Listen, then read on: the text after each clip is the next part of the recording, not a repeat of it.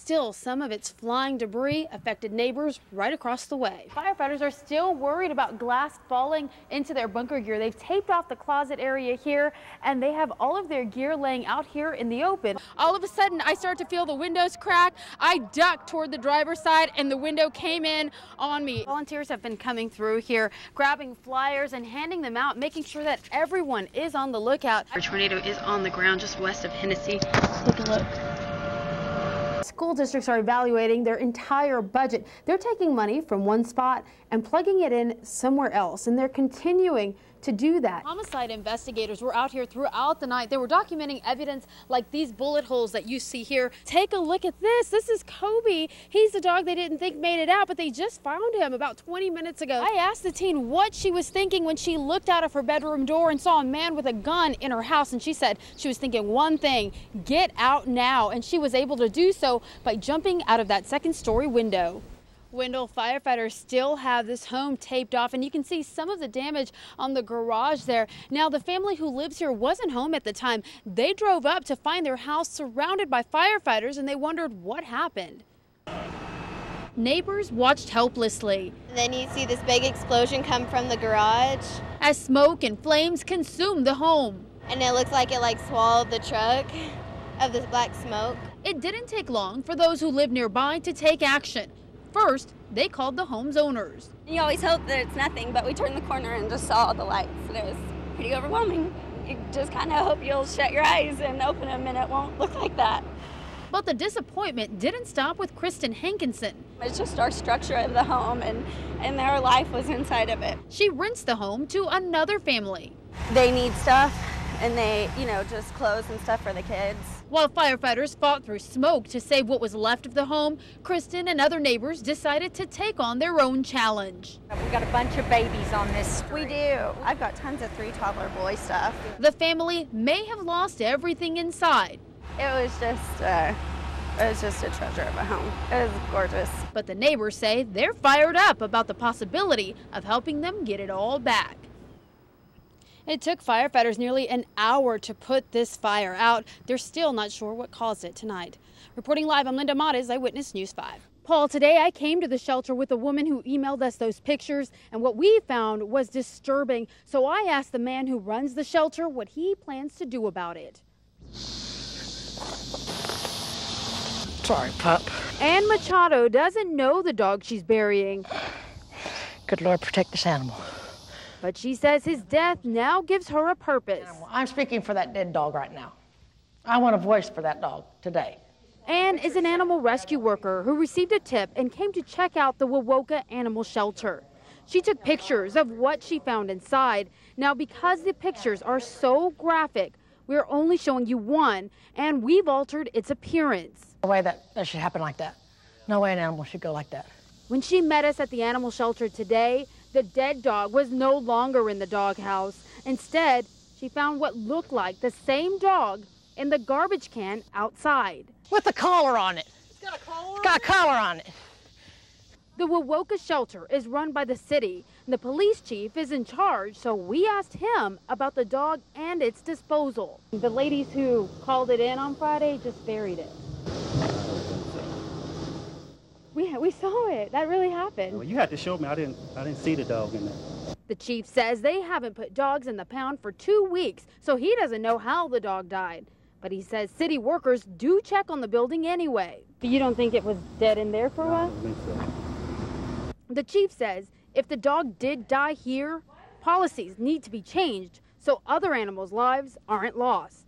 And we made several phone calls to try and figure out who regulates animal shelters. And we're told there are several state laws that protect animals. But as far as an agency that has complete oversight over a shelter, well, one doesn't really exist. Reporting live in Wewoka, I'm Linda Mattes, Eyewitness News 5. These things I don't plan it. Much like the spontaneous party for John Santos, so was his walk. I just kept on going to see if I could find that hamburger place. So he searched for a burger joint for 6 days. My appetite gets the best of it. His adventure sparked a community-wide search. Papa John, as they call him, suffers from Alzheimer's and wandered away without telling anyone. Were you missing people? Were you trying to find find us? No, or just that hamburger place. And just wanted a hamburger. if I ever get over this, I want to find that place and write it down in big letters. After days of searching, a woman saw Papa John walking and called his family. I asked if he knew who I was, and he said, well, yeah, I know who you are. You're my baby girl, Sarah. He's not sure where he was, but he does know why no one could find him. That's the worst picture of me I've ever had. This is video of his first reaction to seeing his missing persons flyer. That don't look like me. No wonder you can't find me. Papa John's story may seem funny now, but it's a very serious matter for he and his family. You know that you forget things sometimes? Yeah, but doesn't seem to be anything I can do about it. But I know with them with me that I'll get over it, work it out or something. This is a story Papa John, unfortunately, may one day forget, but you can bet his family never will.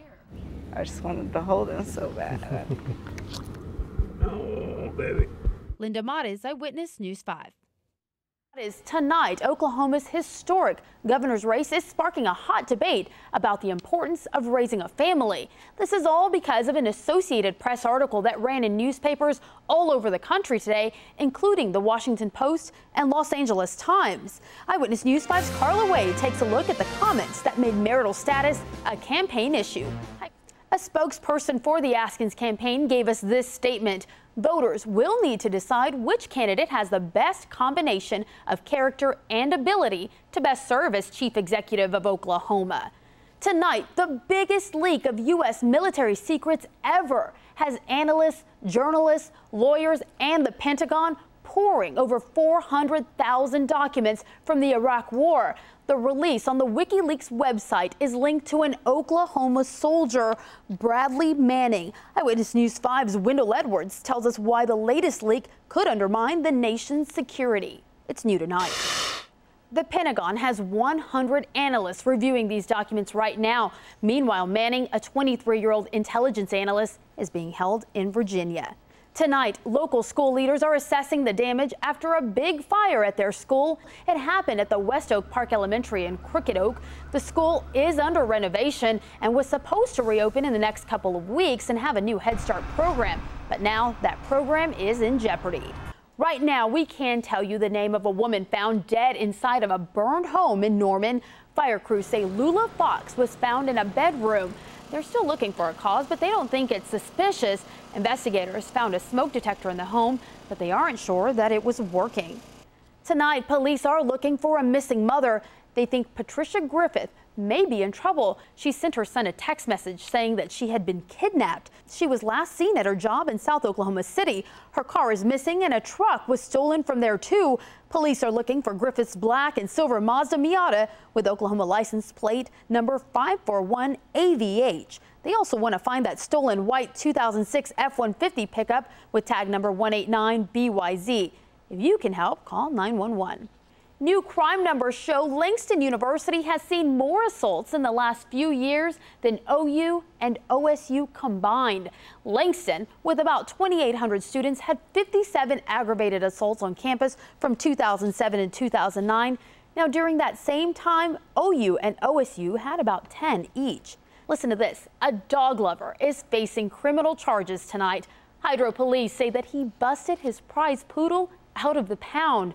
But he was in there because he didn't have a leash. 73-year-old Edwin Fry could have paid $100 to get him back, but instead officers say he drove his lawnmower to the pound, then broke into Buddy's cage with bolt cutters. They were caught minutes after the escape. This Oklahoma wind is blowing. Meteorologist Sarah Libby tells us what is in store for the weekend. Also, a teenager killed in a shark attack. Why experts say that shark may have been confused. And McDonald's fans are not loving this. Why the fast food giant is raising its prices.